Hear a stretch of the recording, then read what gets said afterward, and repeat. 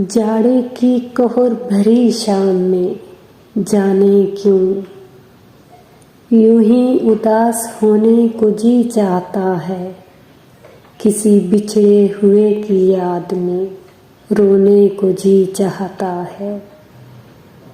दर्द के धागों में लफ्ज़ों के मोती परोने को जी चाहता है।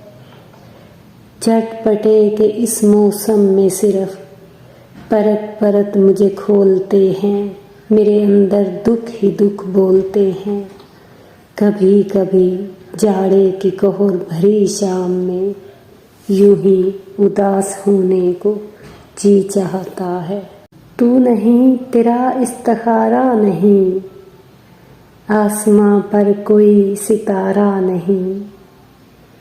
वो मेरे सामने से गुजरा था, फिर भी मैं चुप रहा, पुकारा नहीं।